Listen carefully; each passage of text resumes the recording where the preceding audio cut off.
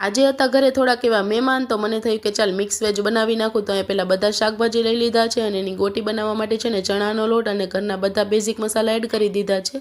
ઉપરથી થોડાક એવા લીલા ધાણા અને મોણ માટે તેલ નાખી દીધું છે. લોટને સરખાઈથી આ રીતે મિક્સ કરીને બાંધી લેવાનો છે. આમાં પાણીનો યુઝ નથી કરવાનો. પછી આની નાની નાની આવી ગોળી બનાવીને તૈયાર કરવાની છે. તો બધી ગોળી બનીને રેડી થઈ ગઈ છે. હવે તેલ ગરમ થઈ જાય ને એટલે ગોળીને બધાને ફ્રાય કરી લેવાની છે. તો મસ્ત મજાની આપણી ગોળી બનીને રેડી થઈ જશે. હવે કુકરમાં થોડુંક એવું તેલ ગરમ થઈ જાય ને એટલે રાઈ અને ખડા મસાલા એડ કરવાના છે. અને જે વેજીટેબલ કટ કરેલા હતા અને રીંગણું, બટેટું, ફુલાવર, ગુવાર, મેં આ રતાળું પણ લીધેલું છે. તો તેને સરખાઈથી મિક્સ કરી લેવાનું છે. ઉપરથી સ્વાદ અનુસાર મીઠું, હળદર પાવડર, ધાણા જીરું પાવડર નાખી તેને પાછું એકવાર મિક્સ કરી લેવાનું છે. અને હવે કટ કરેલું ટોમેટો એડ કરવાનો છે અને પછી એને ફરકથી મિક્સ કરી લેવાનું છે. ઉપરથી લાલ મરચું પાવડર એડ કરી દેવાનો છે, જરૂરિયાત લાગે ને એટલો. અને પછી જે ગોળી બનાવેલી હતી એને નાખી મિક્સ કરવાનું છે. અને ઉપરથી પાછું એવું થોડુંક લાલ મરચું નાખી પાણી નાખી તેને સરખાઈથી મિક્સ કરી લીધું છે.